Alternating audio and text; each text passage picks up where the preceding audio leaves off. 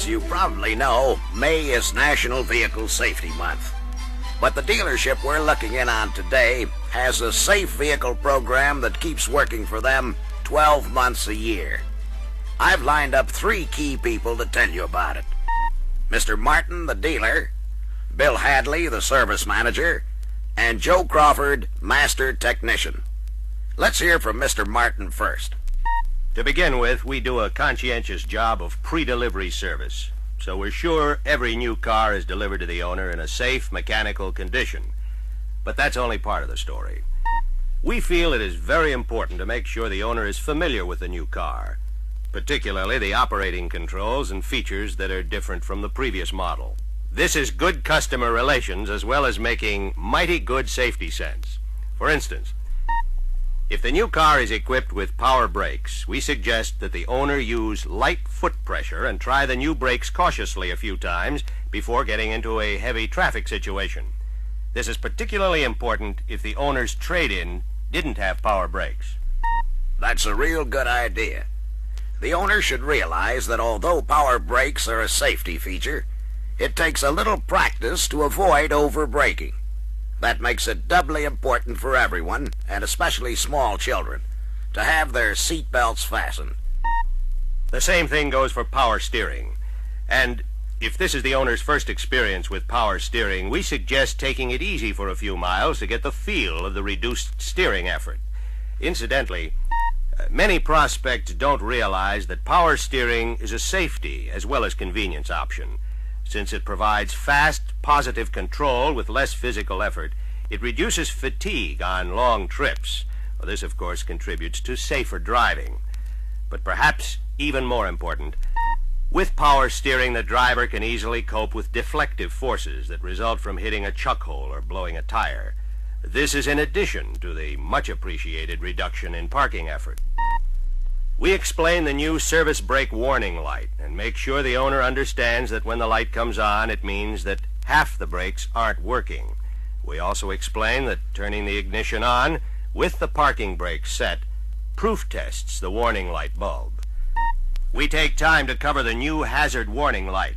We also explain that it is normal for the lights to stop flashing when the service brakes are applied. Of course, these things are all explained in the owner's manual. But it sure makes sense to explain them to the owner and urge him to read the owner's manual. But back to the delivery room. When the first 1967 models were delivered, I thought someone had forgotten to install the coat hook on the right side.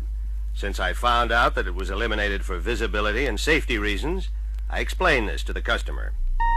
You'd be surprised how many people don't know how to use their lap belts. Everyone should know they are lap belts and not tummy binders. They must be correctly adjusted so that they are reasonably tight across the lap. They are easily convinced of this when we explain that the body and bone structure across the hips is the only part of the anatomy that's built to take it in case of an accident. This also gives us a good chance to put in a plug for shoulder harnesses and center passenger lap belts. A car door that's locked from the inside isn't apt to be opened accidentally by something striking the outside door handle in connection with a collision. Safety experts agree that the accident toll would be reduced if the lights of every vehicle were properly adjusted and in good working order. Unfortunately, the number of one-eyed cars on the road prove that many an owner doesn't pay enough attention to lights and visibility. We urge the owner to clean his lights frequently and check for burned-out lights occasionally. Besides, on a long trip, getting out of the car for the old 7th-inning stretch while you clean the lights is a pretty good safety idea. Now here's another one you can add to your list. Very few people know that it's very important to break new tires in at moderate speeds, not more than 60 miles an hour for the first 50 miles. Here's why. For the first few miles, the flexing of new tire cords generates an unusual amount of heat.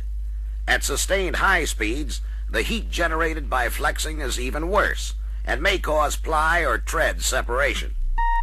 Changing a flat and then taking off like a jet to make up for lost time with a brand new spare on the ground is asking for trouble. We'll add that information about tire break-in to our new car delivery routine.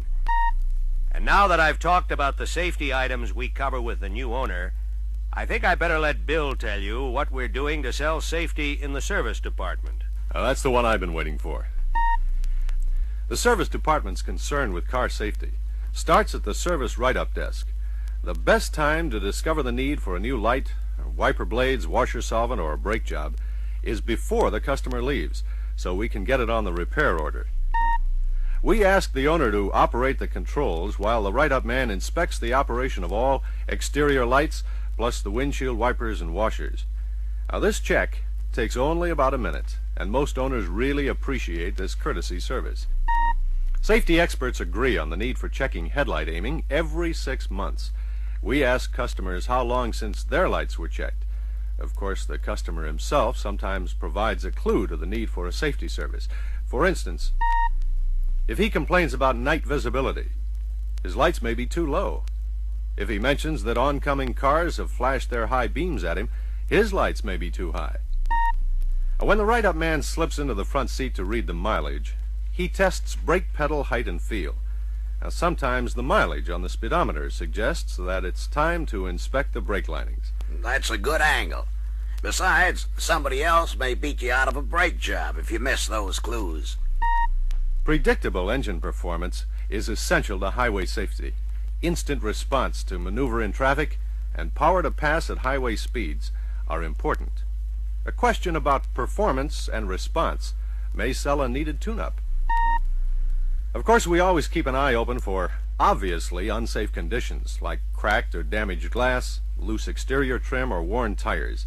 Looking the car over makes selling sense as well as safety sense. Here are a couple of my pet peeves.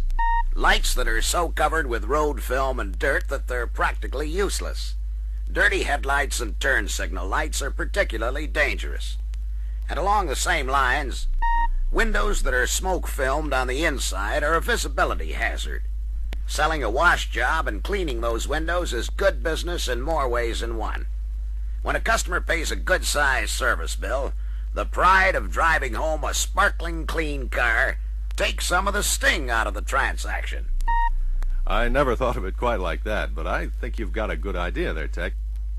Now, I think it's high time we got down to the nuts and bolts part of everyday safety. That's my department. It sure is, Joe. Few owners are qualified to safety check their own cars. Now, most of them wouldn't recognize some types of potential trouble if it was right under their noses. And that's why it's so important for every master technician to spot and report unsafe conditions before they can cause trouble. A service technician's experience and training enables him to spot more in 1 minute than the average owner would in 10. How much time do you figure a man should spend safety inspecting a car, Bill? Our technicians find it takes very little time. They've learned to keep their eyes open and to be on the lookout for unsafe conditions while doing the work called for on the repair order. Keeping my eyes open doesn't cut into my flat rate output. As a matter of fact, when I spot an unsafe condition that needs fixing, it helps my flat rate batting average. The more jobs I can handle on one car, the better. Switching from one car to the next and moving cars in and out of my service bay takes more time than looking for extra services on the car I'm working on. Sounds like you've got this safety inspection boiled down to a science. Suppose you let us in on some of your secrets. Sure thing, Tech. To begin with, I don't try to inspect everything on every car I work on. I look for needed services wherever the repair order takes me. This may be inside the car, outside the car, under the hood, or under the car. But let me explain. The first thing I do when I get into a car is test brake pedal travel. Then I try the brakes when I drive it over to my service bay. I know another technician who always tries the brakes before he moves a car. Seems he learned his lesson when he gunned a car without brakes down the service aisle. Hitting the wall is the hard way to learn. That's not about to happen to me. Another thing, every time I move a car, I also test the steering for too much free play or evidence of looseness. On power steering jobs, I look for lack of assist and listen for squeals that tell me a power steering pump drive belt is slipping. Now hold it, Joe. We better interrupt this safety inspection lesson long enough to let someone turn the record. You were safety checking the inside of the car when I interrupted you, Joe. What other inside ideas do you have? Just a couple of more items, Tech. It takes longer to tell about them than it does to check them. When I pull a car into my service bay, I set the parking brake to make sure it holds. I also see if the brake warning light comes on when the parking brake is set and the ignition is on. This tells me whether the warning light bulb is okay. On cars with torque flight, I test the park lock. I make sure the parking pawl engages when the transmission is shifted into the park position. Now, I'm not a chronic horn blower, but I figure there are times when the horn is an important piece of safety equipment. So I beep the horns, just to make sure they work. I've cultivated the habit of taking a quick look at the floor mat to make sure it isn't interfering with the accelerator or dimmer switch. This is a small thing, but I feel better if I know the mat isn't going to hang the accelerator up at half throttle. Another tremendous trifle worth looking into is the rear view mirror. Sometimes they do loosen up so that they won't hold an adjustment. If I find one that's loose, I tighten it up. That's a good customer care touch. Sometimes it's the little things that rate big with a customer. Tell me, do you do anything about lap belts? He sure does, Tech. You see, Joe believes in lap belts and thinks everyone ought to use them. He not only inspects belts and buckles to make sure they're in good condition. When he gets a car with tangled belts that obviously haven't been used recently, he straightens them out. I sure do. I unscramble them and buckle them across the seat so the passengers have to wear them. Or sit on them. I hope some of them take the hint.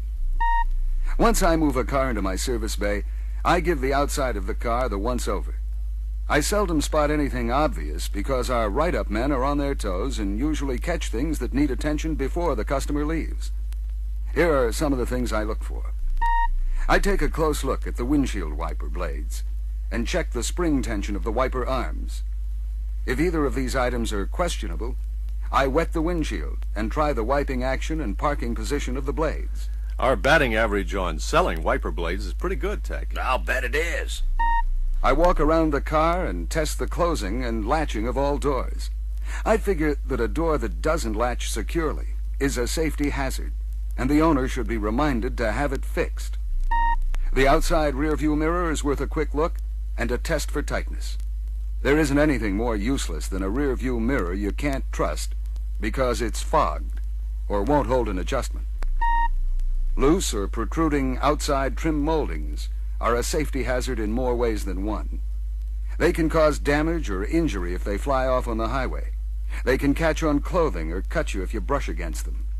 And they sometimes indicate collision damage that should be attended to. It doesn't take much more than a glance to inspect the tire treads for abnormal wear patterns that could mean incorrect front wheel alignment or neglected tire rotation. Now, here's a housekeeping item. I keep the floor of my service bay clean, so I won't slip on grease, oil, or water and break my careless neck. Any fresh spots left on the floor after I move a car means a leak. I make it my business to find out what kind of fluid is leaking, where it came from, and what needs fixing. I also keep my eyes open for leaks anytime I'm working under the hood. This means being on the lookout for fuel, coolant, brake fluid, and power steering fluid leaks. It doesn't take much time to look, and it can save a lot of trouble. While I'm at it, I make sure that all lines and hoses are properly routed and secure in their retaining clips. A loose hose or line could be damaged by rubbing against some moving part or burned by the exhaust manifold. How about fluid levels, like the radiator, power steering pump reservoir, brake master cylinder, battery, engine oil, transmission, and windshield washer reservoir? Checking those levels is part of our regular under-hood routine, Tech.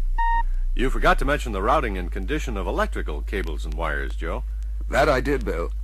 I also think it's particularly important to check electrical connectors, the individual ones, as well as the bulkhead connectors. The condition and adjustment of the drive belts is more of a reliability item than a safety item, but for the small time it takes, they're worth looking at. The way I look at it, a car that stalls or breaks down on the road is a safety hazard.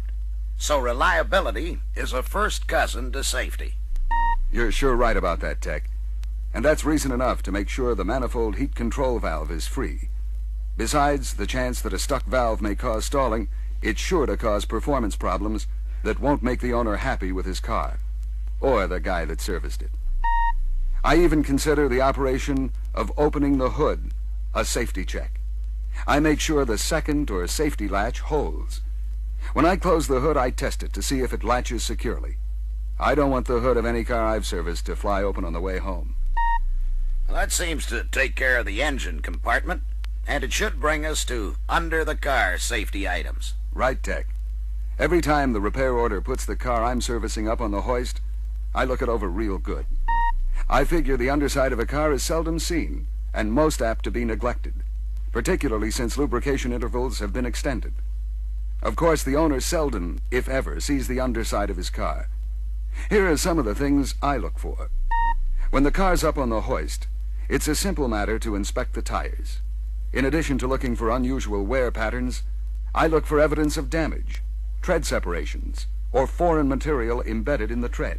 Well, speaking of tire condition, it's a fact that tires with less than 1/16 of an inch of tread depth are considered quite dangerous. Shallow tread depth greatly increases the risk of skidding. It also increases the chances of a blowout. That figures, Tech. I'll keep the 1/16 spec in mind.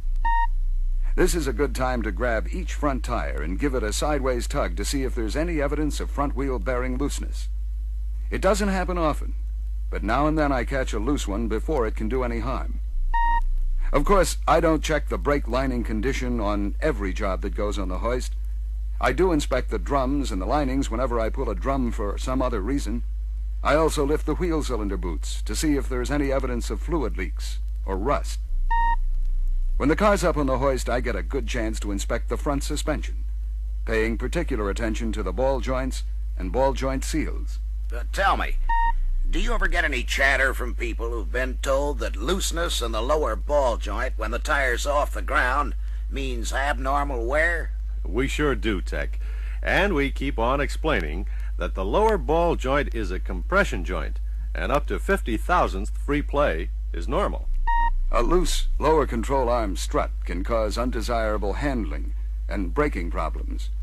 I inspect the rubber bushing at the front of the strut and the attachment at both ends of the strut. Steering tie rod ends are also on my inspection list. I pay particular attention to the condition of the seals. A torn seal lets water and dirt in and lubricant out. While I'm at it, I test the entire steering linkage for looseness. Tie rods, idler arm, and pitman arm. You can do this easily by simply grabbing them and trying to shake them. Joe also gives the shock absorbers and their mountings the once-over. A shock absorber that isn't doing its job can cause handling problems. Rear spring condition also affects handling because rear springs have direct bearing on front-end alignment. It pays to inspect the spring leaves, clips, shackles, and make sure that the spring hasn't shifted, indicating loose U-bolts. Inspecting the universal joint seals doesn't really come under the heading of safety, but it is a customer service worth performing. A damaged seal will result in lubricant leaking out and dirt getting in. U-joints rarely ever fail if the seals are in good condition. I don't confine my exhaust system inspection to the muffler. I check out the tailpipe, exhaust pipe, and all clamp bolts. You know, you have to get up early in the morning to keep ahead of the fast-change muffler shops and get your share of the exhaust system business. From the standpoint of safety, holes in the underbody that might allow exhaust gas to get into the passenger compartment can be a much more serious hazard than exhaust system leaks. And that, Tech, just about winds up our everyday safety inspection program. We found that taking care of a car's actual needs is the surest way to increase service, income, and profit. Besides, taking care of needed services helps keep customers satisfied with the cars your dealership sells. You know, there isn't anyone better qualified than you master technicians to spot needed services that aren't on the repair order. When it comes to highway safety, it's impossible to overemphasize the importance of the role you master technicians play. Keep up the good work, and I'll see you all next month.